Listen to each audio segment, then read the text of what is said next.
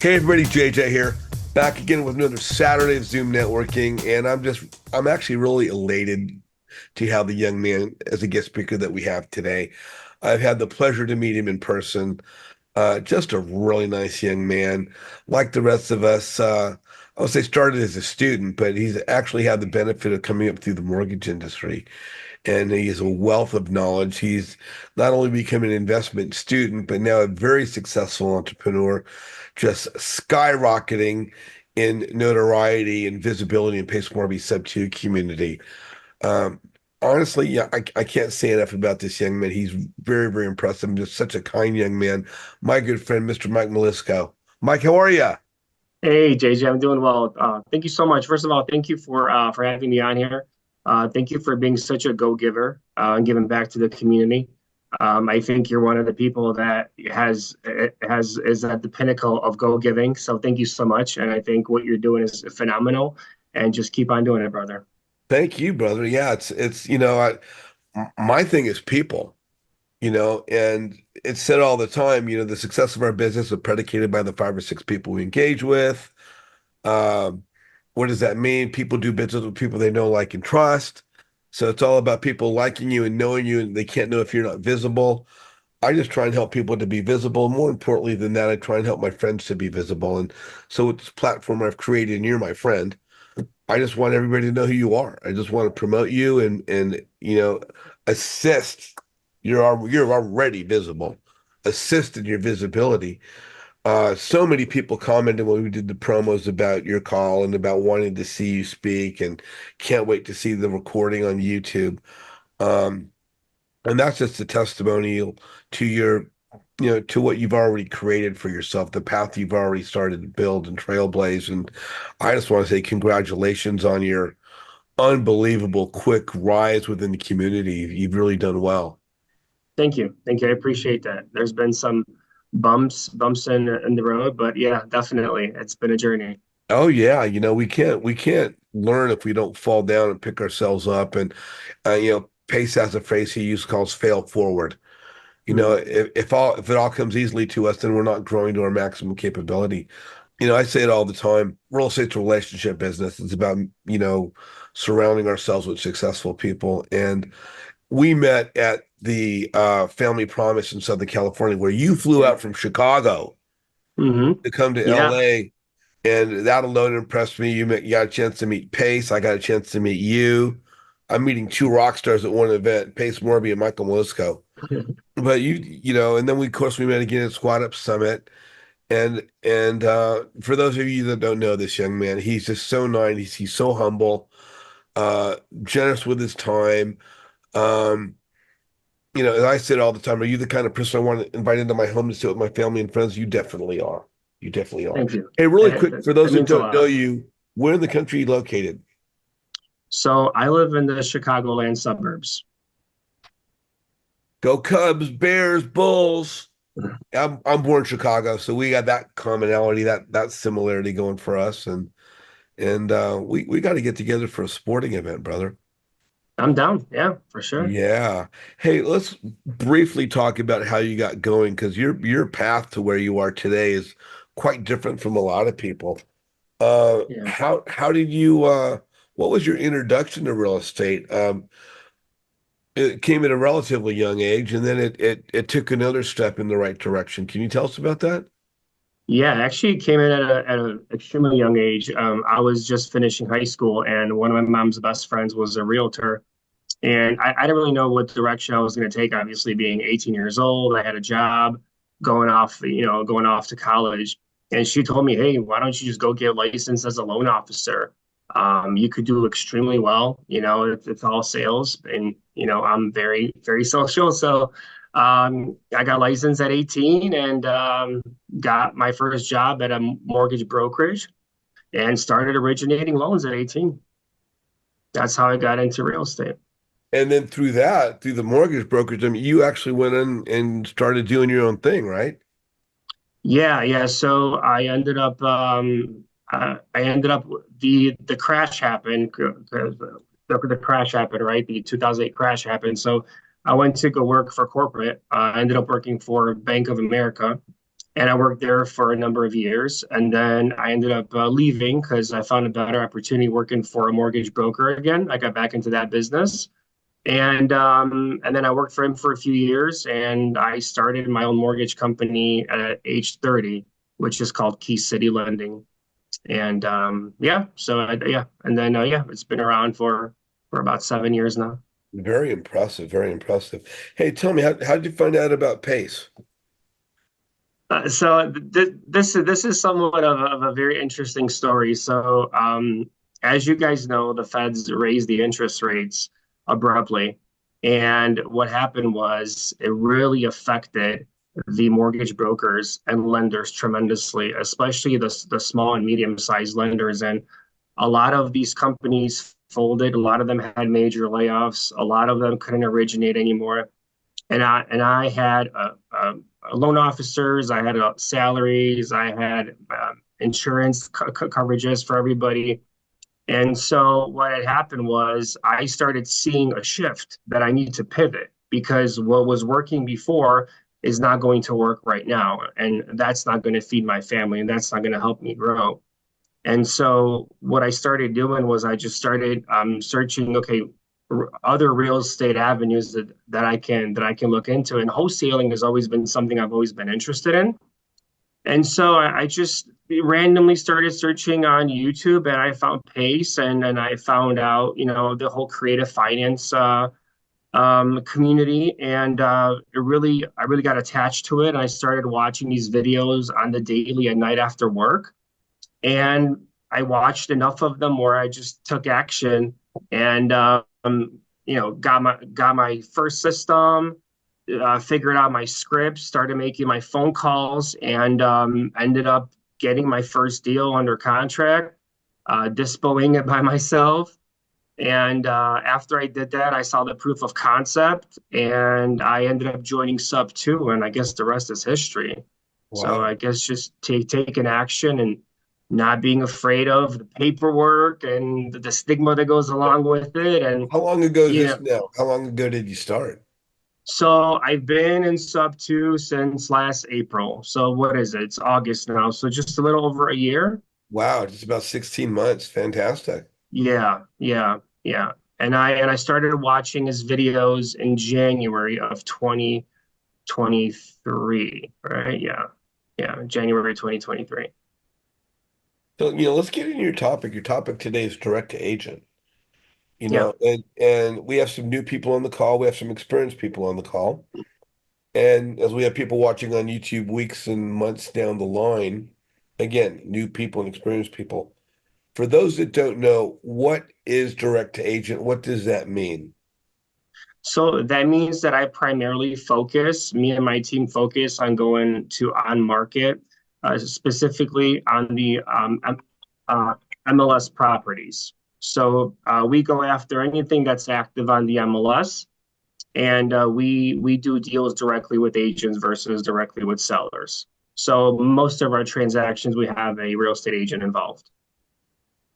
Fantastic. Now, do you do, there's so many different types of apps on one smartphone. There's, so many. Zillow, common example.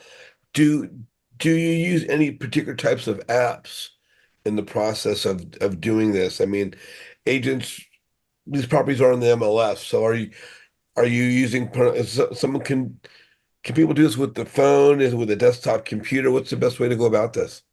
Yeah, I mean, there's a freeway, so I'd recommend if you want to do the free route and have no expenses, just go to propwire.com, and and you can have specific filters, which if you want me to, I can go into that. Or I use Batch Leads as a paid service. It just gives me more seats, and I can put, because I also have virtual assistants, I could put my virtual assistants on there, and I could also do a little bit more better filtering because it is a paid service. But for someone that's just starting off, I would honestly recommend just go to PropWire, sign up. It's free. I can share my filters with you, and literally all you got to do is just pick up that phone and start dialing and smiling. So that's Well, how that's it. cool is that? Hey, we got a question coming in right now. Let me bring this young man on. Rob Howdy, you are on with Michael Malyszko. What's your question? Hey everybody, how's it going? Hey JJ, what's happening? Hey Michael, how you doing? Nice to Doing meet you. good. Nice to meet you too. Hey, I'm new to Sub 2. I've been around for about a little over 3 months now. So I'm actually been targeting going direct to agent. Are you finding, have you found any success? Because I found some success going through Marketplace and attaching my Blink and my flyers in that avenue to kind of break the ice, but then not to come off like, hey, I'm gonna take your deal over or anything in that respect, because this is all brand new to me in real estate. So I just Yeah. want to get your perspective and your opinion on that. Yeah, so it's hard for me to comment on that because I've never done that before. Oh, okay. So I just really keep it simple. I think some people just overthink it. I mean, it's really Right. just you're talking to another human being, right? Right. And you just want to have the right conversation. I always say you also want to have the right scripts as well, because when you're calling, you want to have something behind yourself. Right. But the biggest thing is understanding how to rebuttal objections.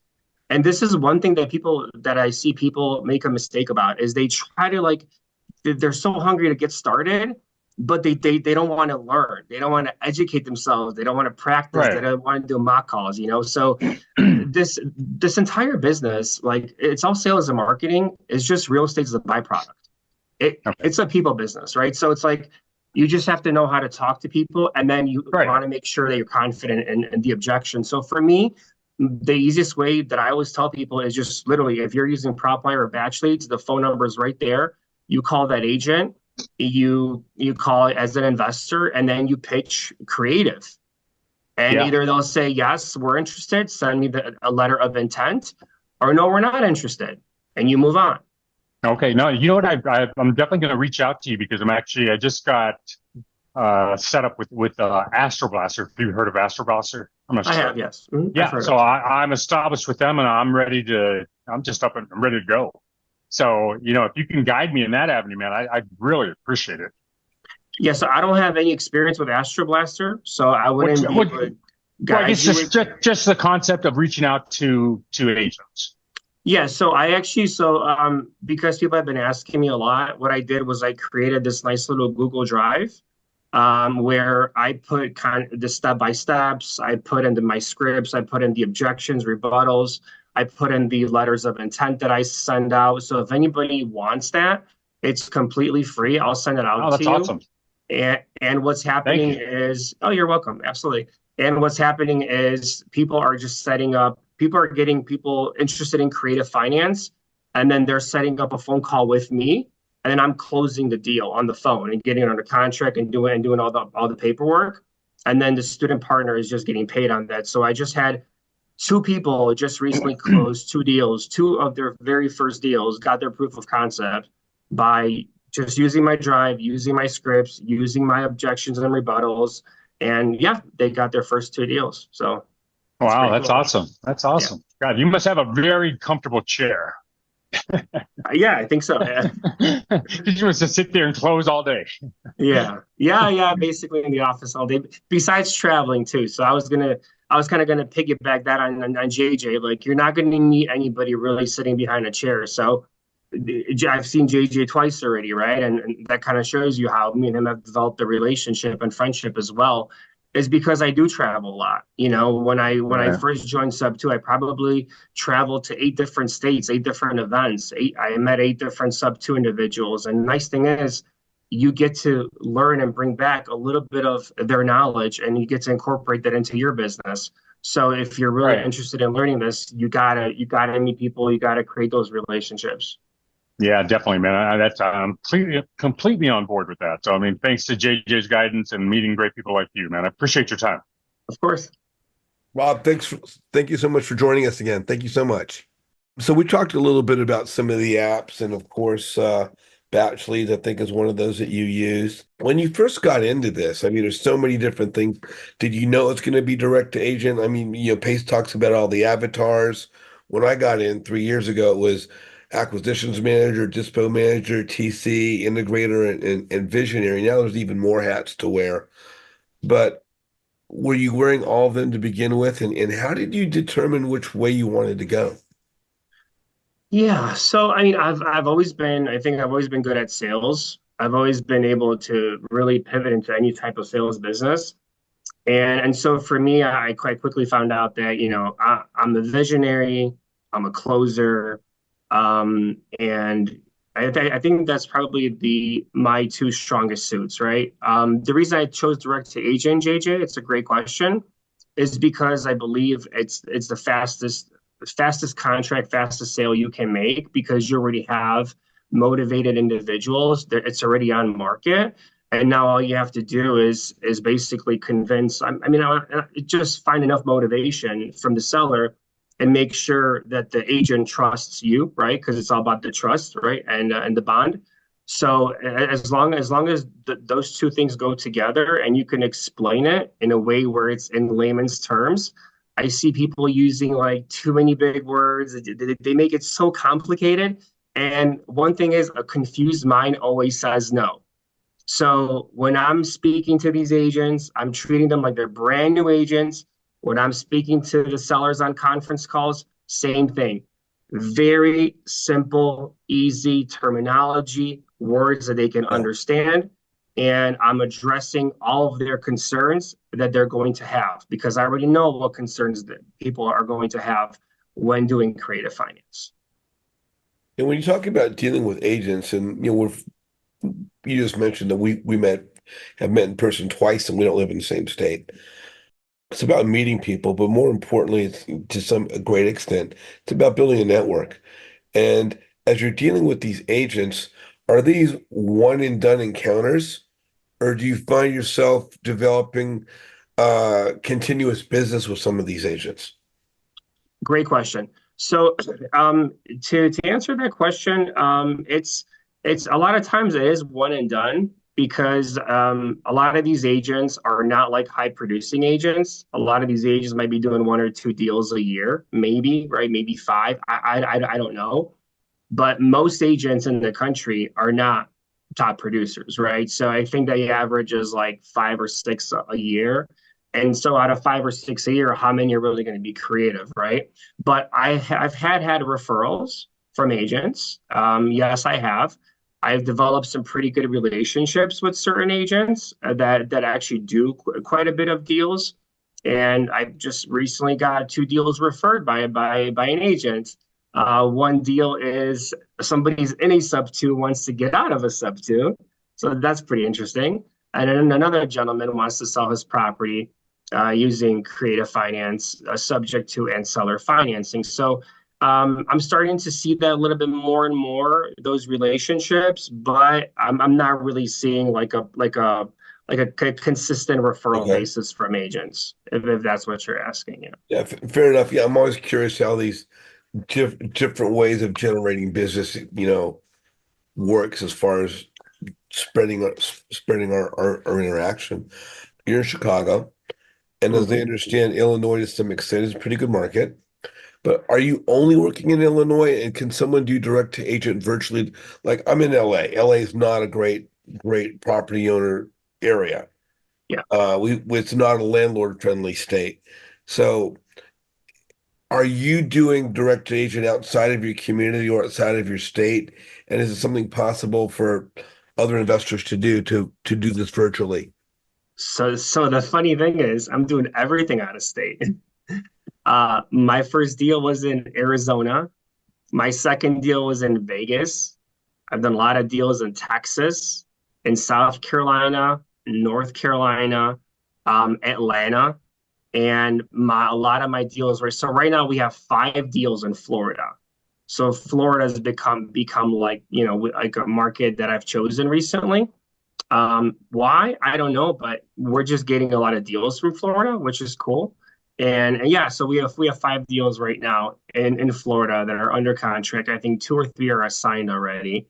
But yeah, virtually, I mean, it's really, and it's not it's everything's the same. The laws and things might be different, but once you do a deal in each state, and you know which state's an attorney state and then which state's a non-attorney state, and you start developing those relationships with the title companies, with the escrow agents, then it becomes a lot easier as well. But you have to like do a deal here and there. For me, the reason I do a lot of these different states is because I've developed a pretty decent sized buyer pool. And then when it comes to low equity, which is what I focus on, there's not like that many low equity deals out there. So I have to spread myself across different markets unless I want to go direct to seller and have more leads that way.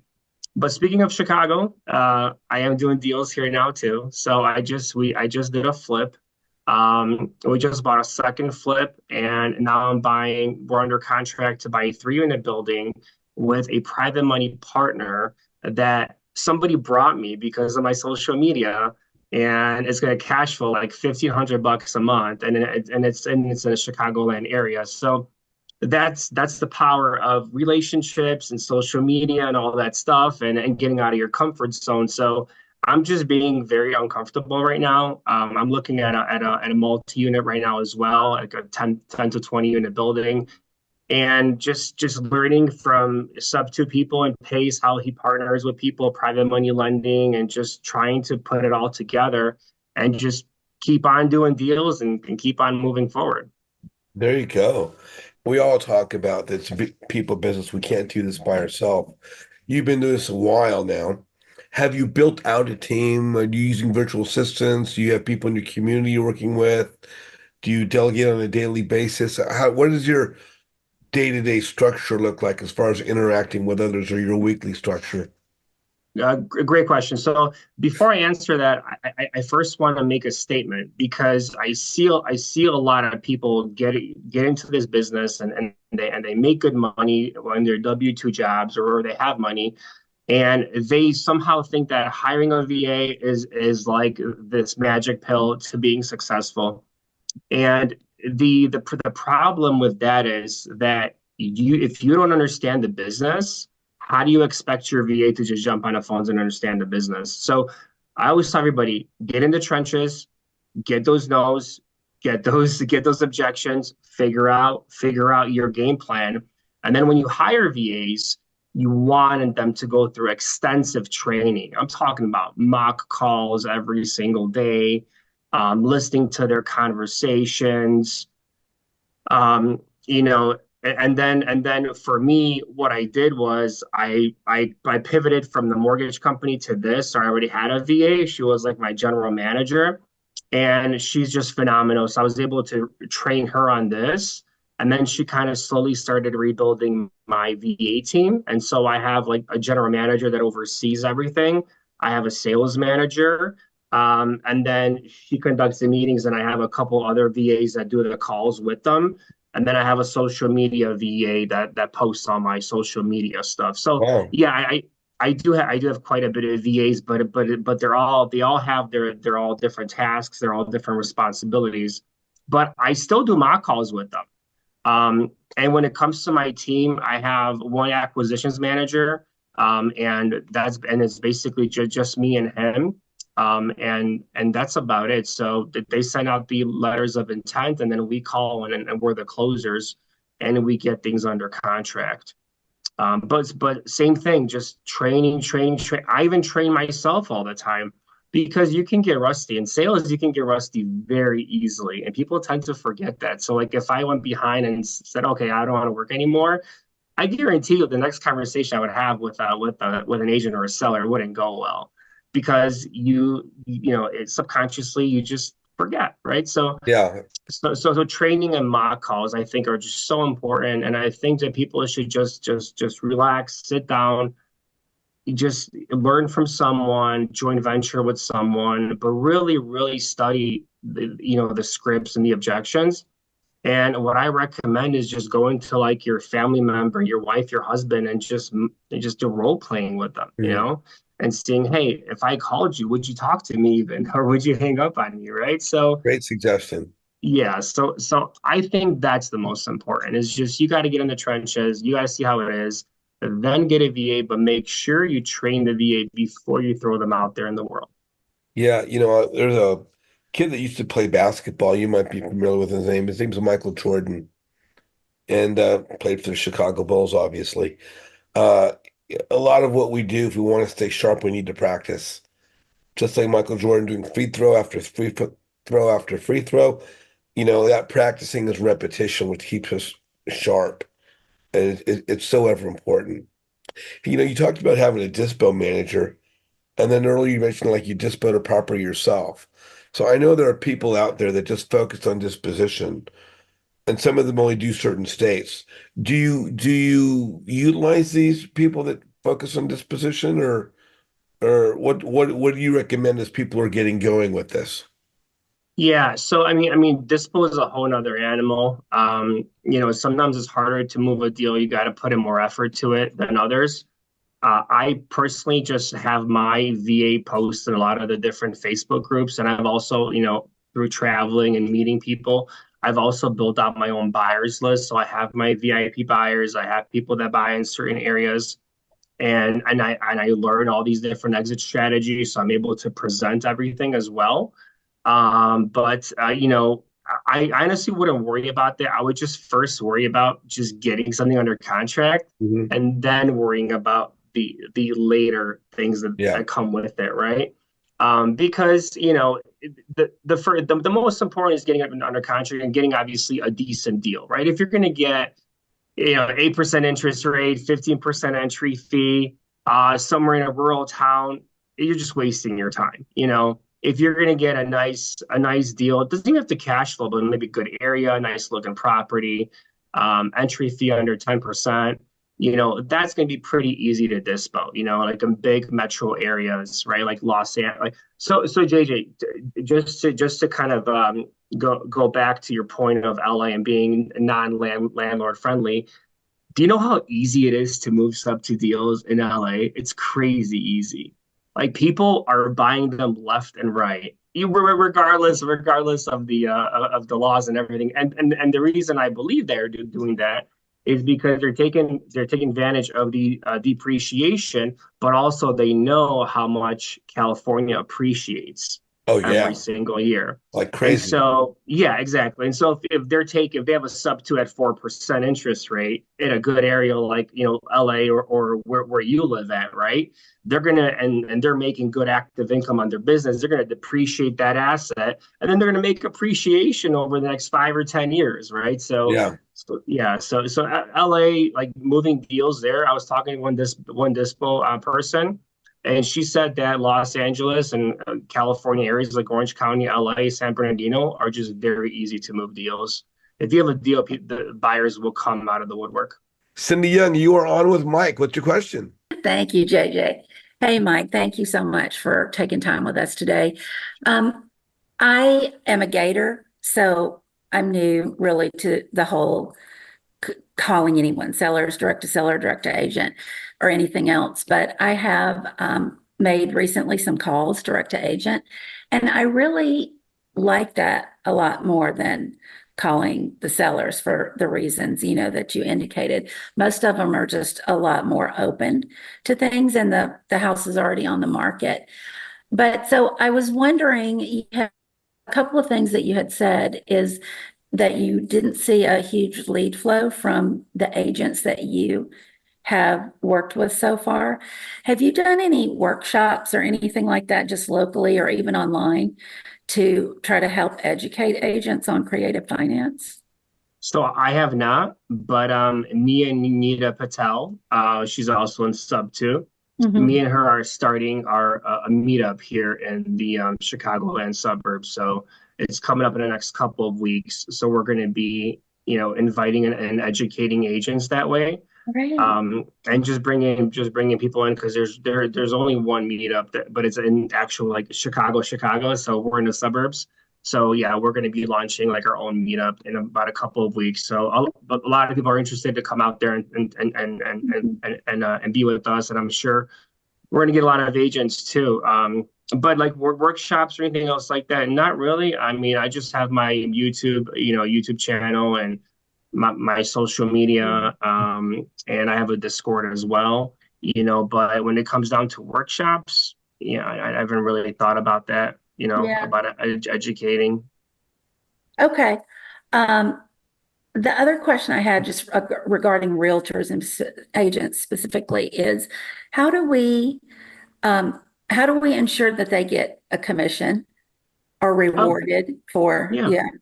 Yeah, great question. So every single letter of intent that we send out or my VAs pitch over the phone, right? We always let them know that we're going to help the seller by giving them 2.5% to help pay for your commission. Okay. Notice how I use 2.5%, right? Mhm. Not three, not four, not Right. five, right? Okay. So then what happens is when the buyer comes in, right, it's part of the entry fee. So my formula to keep it very simple is if it's a low equity deal, meaning like almost no equity in the property after you do a calculation, Hmm. we offer the seller $10,000. We offer the agent 2.5% or max $10,000. We don't go over 10 grand.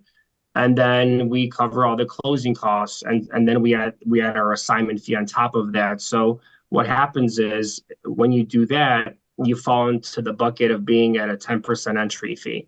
And so then you can add your assignment of 10 or 15,000. 10,000 is like your average assignment fee on a creative deal on a sub two.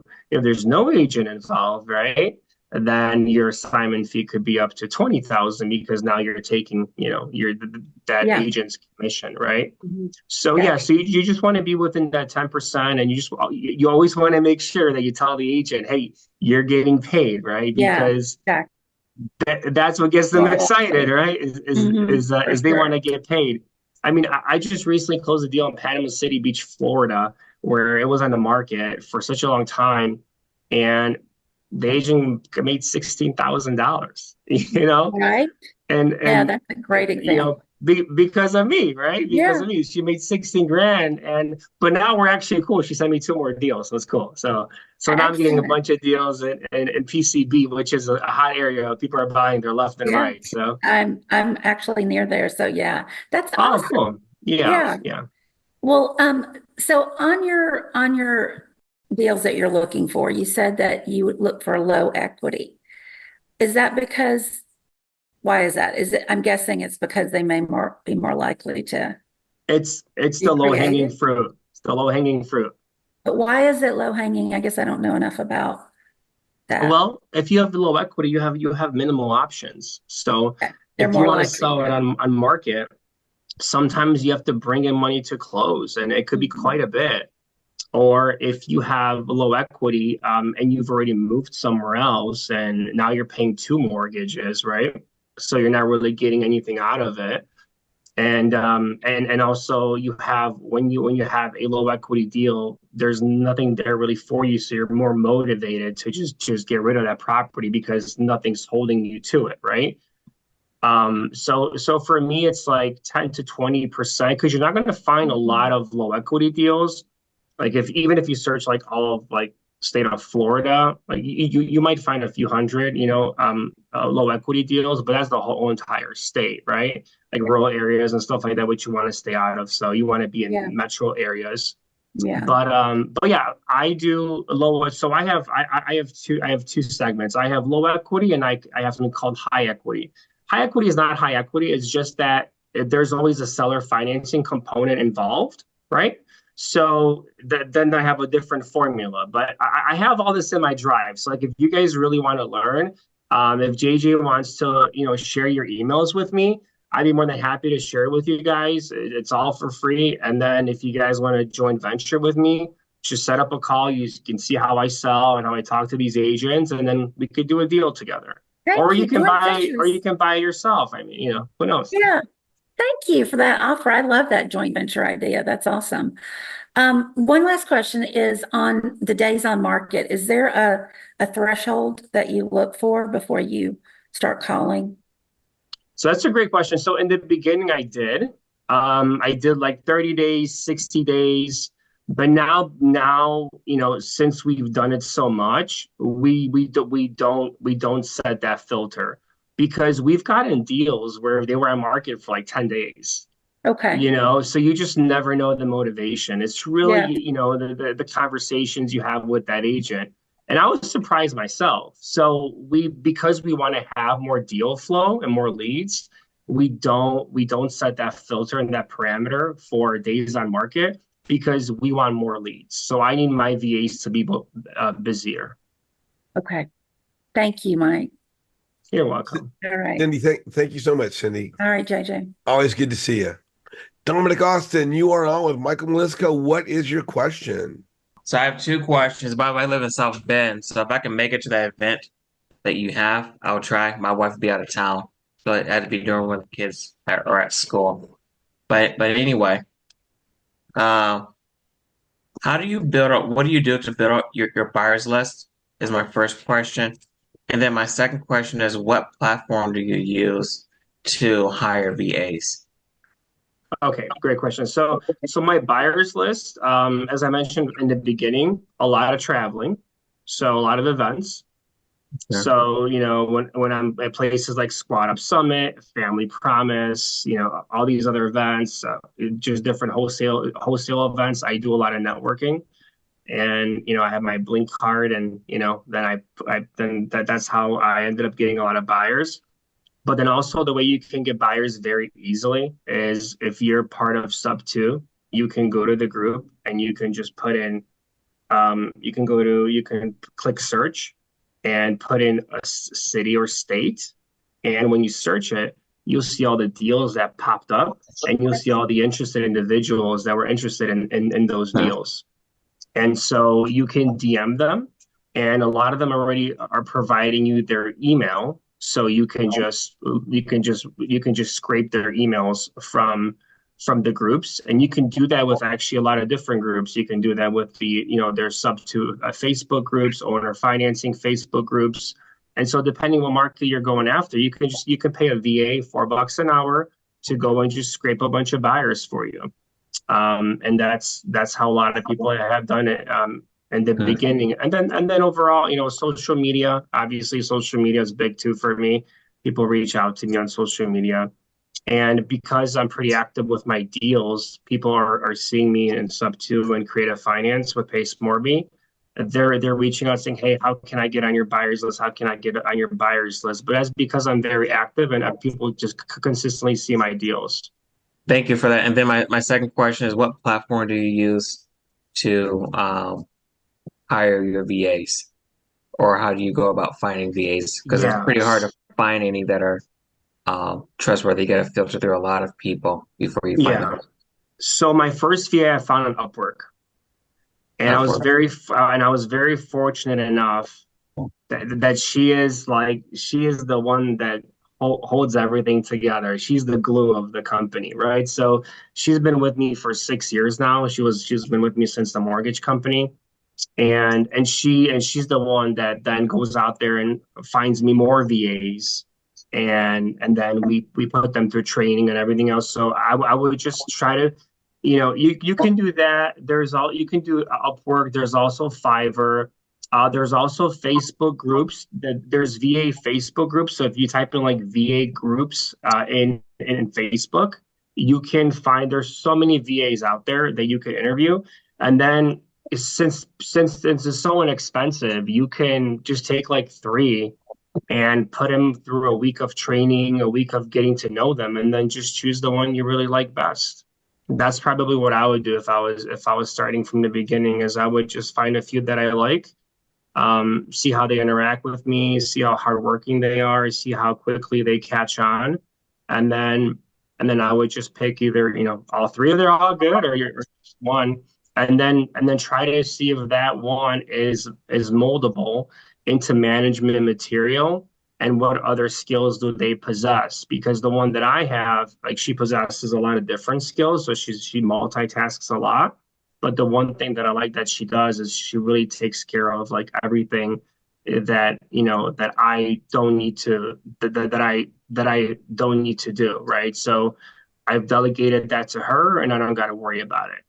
So it's just really like finding that person and just molding them into being a little bit better and better, and then have that person just go out there and find you more VAs and build your team. Dominic, thank you so much for joining us. Great value there, my friend. Great value. Rose had a question. You might have already answered this.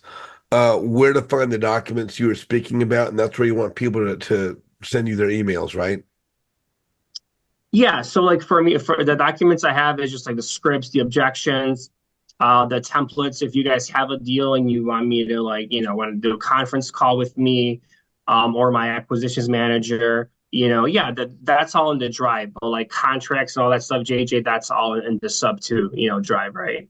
So like I'll purchase contracts, all that stuff. So is everybody in sub two here, by the way, or No, we've got people okay, got it. from many Okay. different platforms. Some are in Gator, some are in Astro, some are in, we've got people from a variety of communities. Gotcha. Yeah, so I saw like with the contracts, paperwork, just don't worry about it. I'll take care of it. And then, just worry about getting on the phone, getting somebody interested, and then just send me the template filled out about the deal, little notes, and I'll jump on the phone and I'll see if I can close the deal and get it under contract for you. But if you're not in sub two, unfortunately, we cannot share contracts and paperwork or anything else. So we have to joint venture with individuals. But if you are in sub two, it's just, there's just a drive. You can go to the sub2.com login and there's a drive and all the paperwork's in there. But once again, guys, just don't get overwhelmed. Don't get analysis paralysis over documents. It's just honestly, Yeah. it's the silliest thing ever because in the end, you send everything over to title and title takes care of everything and they prepare even more intricate documents, so it's like, just don't worry about it. Just get the deal, we'll figure it out. I have my formulas on there too and everything's on there. I make it so easy that my VAs know how to pitch my deals to agents. There you So go. that should tell you something, right? If they can understand my formulas and how I do things and have thorough conversations with agents, why can't you do it? Yeah, and Michael, I wanted to just expand on that comment you just made. Guys, you need a joint venture, period. Until you're up and running, and even when you're up and running, you want a joint venture. But if people are in certain groups, such as Sub Two, and Michael and I are both in Sub Two, uh, being a member of a community, oftentimes, a lot of the materials provided to us are exclusive to the community. And it is not ethical for us to share things outside of the community. So that's what Michael's saying, where if you want to get access to Sub 2 stuff, you better just joint venture with a Sub 2 student. And you bring what you bring, they will bring what they bring, and you guys work on that deal together. But do not ask anyone in Sub 2 to share the Sub 2 materials because that's something that we're not allowed to do. It's not ethical, and we do not condone that. I just wanted to address that, make that very, very clear that in our group, as we talk about networking, we are not talking about giving away exclusive materials that belong to a certain education program. Daniel Lee, you are on with the Michael Malyszko. What is your question, Daniel? Yeah, hi Michael. Well, thanks for your time sharing awesome knowledge. I know. I'm an agent here in California, so I guess I do participate in a lot of like in-person networking and leadership board and whatnot. If you are in my position, how would you leverage that on top of what you've been already sharing, because like I network with New York like agents all the time, and then my broker has a couple hundred people, so I feel like there's an opportunity I can leverage that. Yeah, just by piggybacking on one of the individuals that said about a workshop. I mean, for you, doing a Zoom workshop or an in-person workshop about creative finance and about how that works, I think that would work really well for you. Mhm. Especially if you already have that network of people, all you have to do is just create something and just invite them over and educate them and maybe start your own meetup. I probably would do that. Just start your own local meetup and Right. invite everybody over. But make sure it's actionable though, because like the meetups that you want to do is you want to make sure that it's easy to understand and people can take action and it's easy to work with you. So, you want to figure out what you're going to talk about because you don't want to overcomplicate things and just keep it easy, keep it simple, keep it collective and just have fun, just have fun, but just make sure you provide actionable steps for these individuals.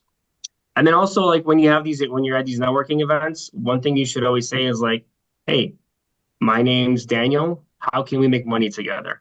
Mhm. Right? This is what I do. How can we make money together? And then they'll tell you what they do, and then you guys start a conversation, and one thing could lead to another, and now you have relationships. But for you, especially since you already have that network established and you have the agents and you know them, I wouldn't call it a workshop. Just say, hey guys, like let's I'm doing a meetup. I want to share some things with you guys. I think we could make money together. I think it could help each other's businesses out, and then just set one up. Just do like a local library or like a local community center. No, nothing crazy or expensive. Just something simple, and Right. then just create like a little PowerPoint presentation, about what you know. So I don't know what you know. Are you like an expert in creative finance? Like what's your I, expertise in? I I wouldn't say I'm an expert. I do have underwriting background in mortgage and SBA for a long time, Hmm. banking for 15 years. So I think I know a thing or two more about underwriting and transaction coordination, but then I'm trying to get more involved in those sub two. I'm part of all three communities of PACE. Hmm. So I'm trying to see if I can get work on more on the deal acquisition part. Right. So then figure out what's your value proposition to these agents. Maybe what you might want to do is you might want to find a guy like me in your area and partner up together and do the meetup together. Hmm. Okay. Okay. And then just be partners, right? And you get a deal. It's like then you guys join venture, right? Right. And Right. then and you bring your skills. You find a guy that wholesales or does creative finance consistently, right? And is very active in that space, and you guys partner in together. And then you have your value proposition. He has his or she has theirs, and then you guys just joint venture on all the deals. Hmm. Sounds good. Yeah, appreciate your input there. Hmm. There you go. And Daniel, don't forget to reach out to Michael, send him a message on Instagram, Yeah. connect with him. Guys, add him as a friend on Facebook. Daniel, thank you so much, my friend. Thanks for joining us. John Santalacito, you are on with Michael Malyszko. What's your question, John? Hey, Michael. Hey, John. That's my son's name. Great. Nice. It's a good name. You're not 24, are you? No, sir. I'm 37. Yeah. All right. So I'm a sub two gator and made a couple of observations. You'll have to forgive me. My network has been unstable. I'm not getting bored, but I've been popping on and off because of my network. You're you're you're mostly DTA, correct? Correct. Okay. So based on that, I'm going to assume, as Pace would say, most MLS listings are the reason they're not selling, the reason they go expired is because they're asking too much money for the property. They're over asking.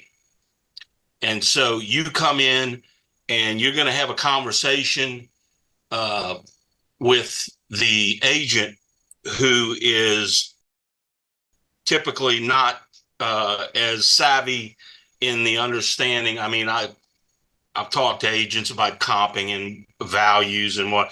Anyway, my question is this, okay? So you're dealing with an MLS product that is uh, overpriced, which means low equity, all right?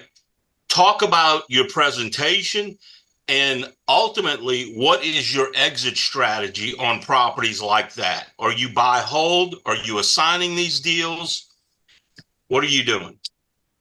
Yeah, so I mean, right now, I'm mostly wholesaling everything. Since I started, I really wanted to focus on really building up the business and putting in systems and processes so I could have a good flowing business and a good flow of deals coming through.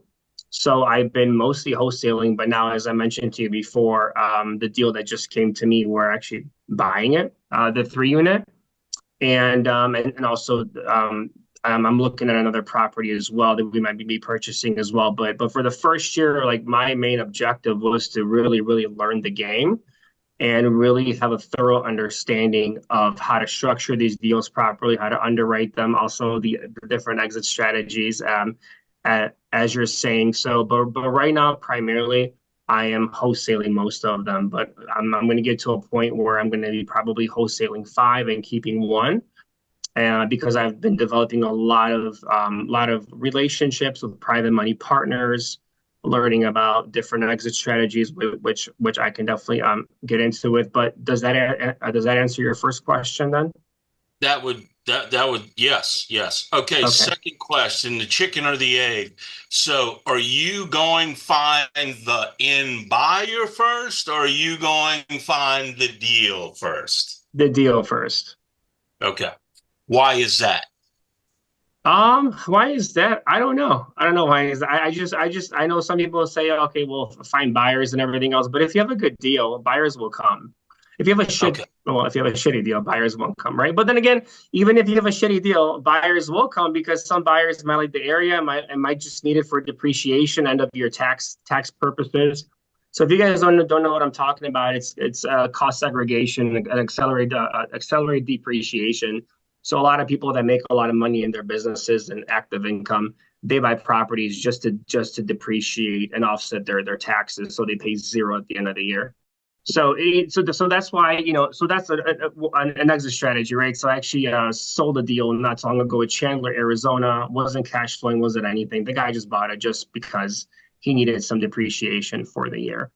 But the exit strategies, would be, I mean, exit strategies that I present to my buyers or my exit strategies? Well, when I'm looking at a deal, maybe I got this all backwards, but I start at the end and work my way back to the beginning. So if I look at a property, the first thing I'm asking myself is, what am I doing with this property? Am I cash flowing it? Am I assigning it? Am I Airbnb-ing it? I want to know the end, and then I can, figure out the beginning all the way back to the beginning. But Which are you doing this research like before even making a phone call, or are you doing this research after a phone call? Well, first off, I'm going to pick a zip code for the strategy I'm looking at. Okay. Okay. Yep. Down here in Louisiana, we're kind of special. Can I can I comment on Louisiana? Yes, please. I wholesaled a deal in Slidell, Louisiana. Okay. I've never heard of that area in my life before. Somebody reached out to me from Facebook. We did a bond for deed. Okay. I didn't have any buyers anywhere for this property. Posted it everywhere. I did a purchase options contract, which you guys, I'm not gonna go over what that is, but you guys can Google that. And I found a buyer, Slidell, Louisiana, didn't cash flow. There is also ordinances on short-term rentals, but the buyer didn't care because he knows that it wasn't really enforceable in that area. And there you go. I got it under contract, under a purchase options contract, wholesaled it to a guy in Vegas. He loved the property. And never even heard of that area. Never thought about doing business in Louisiana, but it just came to me, and so I just did it. I didn't like the thing is, like, you got to be careful with like the whole analysis paralysis. Like, oh my god, like, can I move this deal? Can I not? But that's why we have the inspection period, guys. That's why we have you have that time to find your buyer. And also have time to analyze the deal and like what's the best exit strategy. So you also want to learn, like, okay, is it a long-term rental play? Is it a short-term rental play? What's the city ordinances on short-term rentals?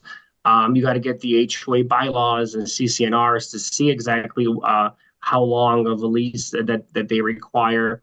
Is it possibly a co-living play? Is it a sober living play? Is it a wrap, right? So all these things that I keep talking about, this is what you have to learn. Like, you got to just educate yourself on this. So when you're talking to agents or looking at these deals, you can quickly decipher where the deal is going and where the deal is headed. So, and speaking of sober living, we had a property right now in Port St. Lucie, Florida, where there's no exit strategy. There is a first and second mortgage. It's a line of credit. There's seller financing. It's like this whole big deal, right? And what did I do? I took initiative and I started calling sober living places in Port St. Lucie. I found an operator. He went to go look at the house. He told me how much they would pay for it. They'll sign a 2-year lease. So now when I'm disposing the property, I'm already giving them a tenant as a gift. that's going to sign a 2-year lease and is going to operate it so there's no property manager needed. And the cash on cash return is like 20%.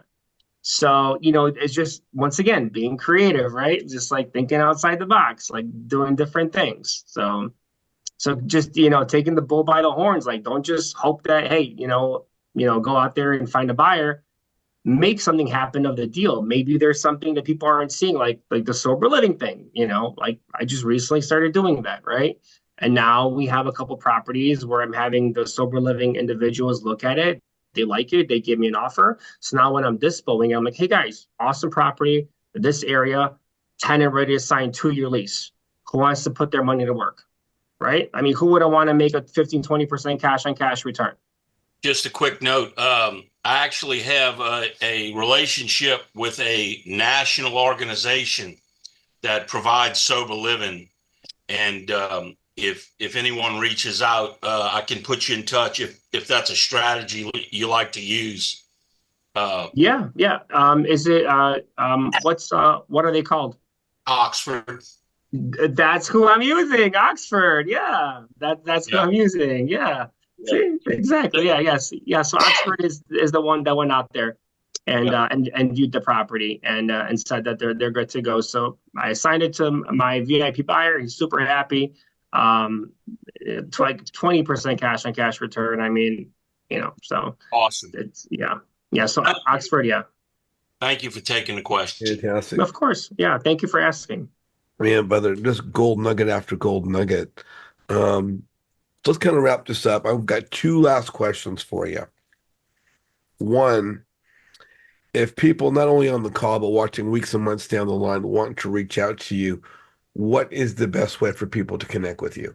Yeah, I would just probably say just my Instagram or my Facebook. If you just type in my name, Michael Malyszko, I'm like the first one that pops up because my name is not that common, my last name. So And let's have a look at your creativemike.com. Is that your website? yeah, that's my website. Yeah.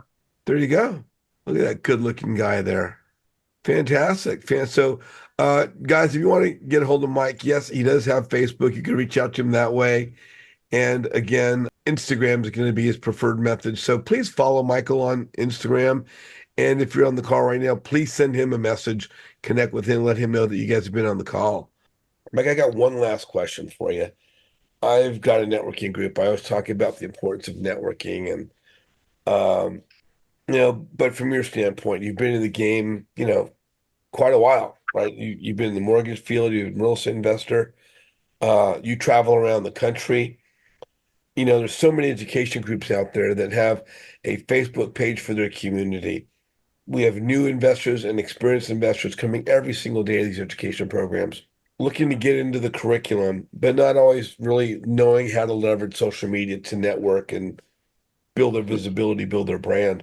For the new investor or the experienced investor, both of which who may be new to social media, what is the importance of networking via social media to build one's business? Well, I mean, I think if you want to grow, and I think if you want to, depending on what your goal is, right? So my goal is to educate, inspire, but also get deal flow. And I think by just being out there every single day and people seeing that, hey, I'm active in what I'm doing, then it's not only going to build trust, right? But it's also going to have them have a much easier access to me and reach out to me versus another person that's really not showing what they're doing and not preaching, not doing what they preach, right? So for me, social media has been a huge game changer. Absolutely. Just people have been just reach out to me and it's kind of nice too because you get compliments, right? So like some of like cool compliments and it makes me feel good about myself, right? Because somebody learned something new, or they say, hey man, like this is like I just did this and it worked. And I'm like, oh, that's awesome, And so we're like, but for me, it's like a lot. What has been progressing naturally, JJ, is this like student partnership. So I've been having people just reach out to me and say, hey, I want to work with you. How can I work with you? And so that's why I created that drive. And I'm like, listen, just if you really have the work ethic and the drive and the ambition, and you're really going to do what you say you're going to do, then let's work, right? So I'll give you that drive, you put in the work, and let's joint venture. And that's what's been naturally progressing lately, Good for from you. my social media and from everything else. And plus it's cool too because like a 24-year-old just made like 8K with me. I mean, he's 24 years old, you know. So he's actually the one that brought me that Panama City deal. I closed it, of course, on the phone, right? I talked with the seller, the agent. I closed the deal, and then we both found the buyer. You know, he made $8,000, and it was his proof of concept. And he's been trying to wholesale for like almost 2 years, and nothing's been working. And then his parents were obviously not as big as supporters because like you're wasting your time, you're wasting your time. And so he's finally like, man, Mike, I find when my dad saw that wire, that $8,000 in my account, he was speechless, right? Because it's like I finally showed him that, Dad, what I've been doing all this time really works. And then this kid has just been on. He has a full-time job, but he's just making phone calls using prop wire, free service. We got another Atlanta deal right now in escrow. He's about to make like 4 grand on that one. We have another one in Clearwater. I have some more appointments that he's scheduling for me, and he's just like his momentum is just going up, like it's crazy. And so that to me, like that is what I think it inspires me to do more social media is by, I wouldn't say changing lives, but just, I mean, for a 24-year-old to get Yeah, $8,000 in his account where he yeah. probably doesn't make that in a few months, right, is a pretty big deal. So, Very big deal. Very, and you helped him get that and keep his yeah, focus and keep on his journey. So you're obviously helping people, which is a huge thing, and it's another testimony to who you are and how you're helping the community. So yeah, really want to thank you. Hey, if you guys were watching the video right now on YouTube, please like Michael's video. Please put your comments in the comment section, what your takeaways were, what you really found valuable, how I can improve what we're doing from my side, from Flip Side Up. Again, if you want to get a hold of Michael, it's going to be via his Instagram. And again, his Instagram, let me share that with you guys one more moment here. It's going to be creative_Mike at Instagram, Michael Malyszko. So please reach out to him there. If you want to connect with me, guys, here's my IG. I'm not a big IG guy, but I've got one. And that's the website address right there. But scan the QR code here. It takes you to my website, jjzeason.com. You'll see a pulsating register now button. Please register for my group. Be involved in what we're doing. Let me help you build your networking, your visibility, your brand, build your business. And stay tuned for more great videos. Maybe not as great as Mike, but some more good videos from Flip Side Up with JJ. Michael, we'll see them in the world of Instagram and virtual networking, right? yeah, yeah. Can I say one more thing, JJ, Sure, go right ahead. of what I'm looking for as well? So I am also, if you guys are out there, and you guys maybe thought about being private money lenders or private money partners, as we continue to scale and get a lot of properties under contract and we want to keep more properties, I'm always looking for good individuals that I can partner with. And also good individuals if they want to lend their money short term or a little bit longer, it just depends. We can definitely work something out. So if you guys are interested, also shoot me a DM. I'd be more than happy to talk to you. Sounds great. Hey guys, stay in touch with Mike. He's skyrocketing. And again, feel free to connect with me. Scan the QR code, register for the group. We'll see you soon. Thanks for joining us.